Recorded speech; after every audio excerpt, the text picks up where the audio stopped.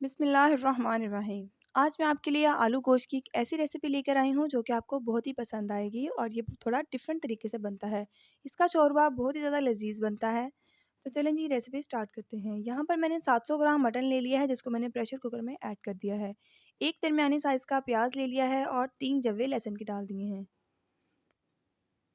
आधा चाय का चम्मच इसमें ज़ीरा डाल देना है, साबुत ज़ीरा, और आधा चाय का चम्मच इसमें अजवाइन डाल देनी है। यहाँ पर मैंने डाली है इसमें एक बड़ी इलायची और 2 लौंग, काली मिर्च, और साथ में मैंने एक टुकड़ा दालचीनी का ऐड किया है। पानी आपने अपनी ज़रूरत के मुताबिक ऐड करना है, यानी कि जितना आपको शोरबा चाहिए आपने उतना ही इसमें पानी ऐड कर देना है। इसको अच्छे से मिक्स कर लेंगे। यहाँ पर मैंने इसको प्रेशर लगा दिया है, तकरीबन 10 से 15 मिनट के लिए मैंने इसको प्रेशर लगाया था। आप अपने अकॉर्डिंग लगा सकते हैं, जैसा आप गोश्त आपके पास मौजूद है। आप इसको बीफ में भी बना सकते हैं, ये बहुत ज़्यादा डिलीशियस बनता है। ये देखिए जी, 15 से 10 से 15 मिनट मैंने इसको प्रेशर लगाया है और गोश्त बहुत अच्छे से गल चुका है। ये देखिए। दूसरी तरफ मैंने यहाँ पर कढ़ाई में 2 खाने के चम्मच भरकर ऑयल ऐड किया है और यखनी में जो मैंने प्याज और लहसुन ऐड किए थे उसको मैंने ज़ाया नहीं किया, उनको निकाल के तो इस तरह से आपने एक अलहदा कटोरी में डालना है, अच्छे से उसको मैश करना है। आप अगर इसको ग्राइंड करना चाहें तो ग्राइंड कर सकते हैं, लेकिन अगर ऐसे ही अच्छे से मैश हो रहा है तो आप इसको इसी तरह से मैश कर लें। इसको मैं इस ऑयल में ऐड कर दूंगी और तकरीबन इसकी भुनाई करूंगी जब तक ये ब्राउन नहीं हो जाता।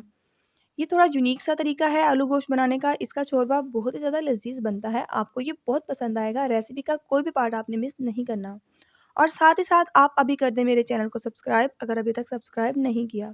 यहाँ पर अब मैं ऐड कर रही हूँ 2 हरी मिर्चें जिनको मैंने दरमियान से कट कर लिया था।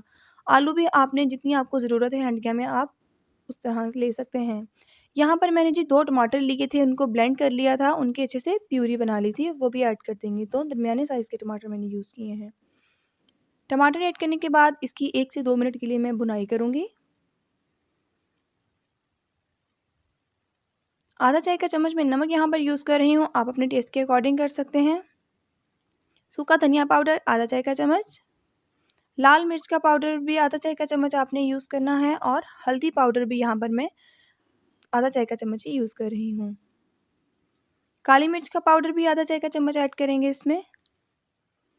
इन तमाम चीज़ों को ऐड करने के बाद आपने अच्छे से मिक्स कर देना है इसे।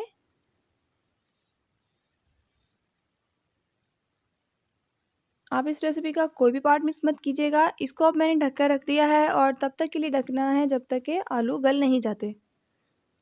ये देखें, 10 मिनट के लिए मैंने इसे रखा था और माशाल्लाह से आलू बहुत अच्छे से गल चुके हैं और मसाले की भुनाई भी बहुत अच्छी हो चुकी है। यखनी में से मैंने गोश्त को निकाल लिया था और वो भी ऐड कर देंगे, और यखनी में जितने भी साबुत मसाले मैंने डाले थे उन सबको ज़ाया कर दिया था। गोश्त को आपने ज़्यादा नहीं हिलाना क्योंकि ये काफ़ी अच्छे से गल जाता है।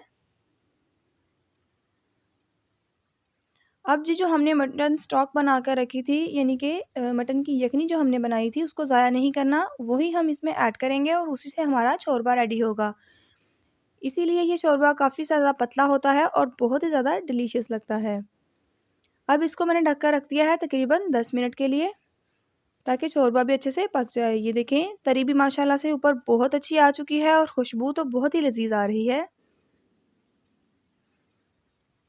अब मैं इसके ऊपर हरा धनिया गार्निश कर दूंगी। आप इस रेसिपी को ज़रूर ट्राई कीजिएगा, आपको इंशाल्लाह ये बहुत पसंद आएगी। इसी तरह की मज़े मज़े की रेसिपीज़ के लिए मेरे चैनल को सब्सक्राइब करें।